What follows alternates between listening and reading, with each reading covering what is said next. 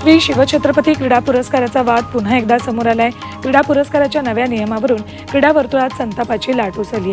Carrom, शरीरसौष्ठव, power lifting, billiards, snooker, अश्वारोहण, golf आणि यॉटिंग या खेळांना पुरस्कारामधून वगळण्यात आले।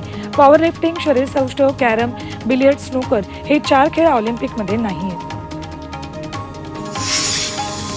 आज महाराष्ट्र भूषण पुरस्कार मानकऱ्यांच्या नावाची घोषणा होणार आहे। मुख्यमंत्री आणि उपमुख्यमंत्र्यांच्या उपस्थितीत सांस्कृतिक कार्य विभागाची आज महत्त्वाची बैठक आहे। या बैठकीमध्ये महाराष्ट्र भूषण मानकऱ्याच्या नावावर शिक्कामोर्तब होईल।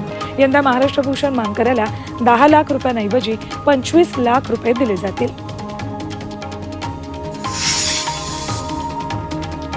नाशिकच्या कळवणमध्ये आदिवासी बांधवांनी बेमुदत उपोषण सुरू केले। शबरी योजनेअंतर्गत 1 लाख घरकुलांचं उद्दिष्ट पूर्ण करण्यात सरकार दिरंगाई करते असा आरोप त्यांनी केलाय।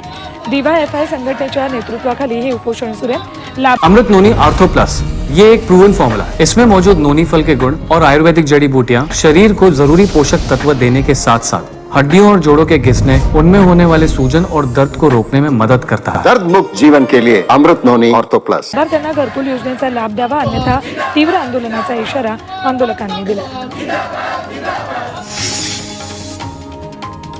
अयोध्येतील 16 प्राणप्रतिष्ठेसाठी रामलल्लाची मूर्ती ठरल्याची माहिती केंद्रीय मंत्री प्रल्हाद जोशीने दिली।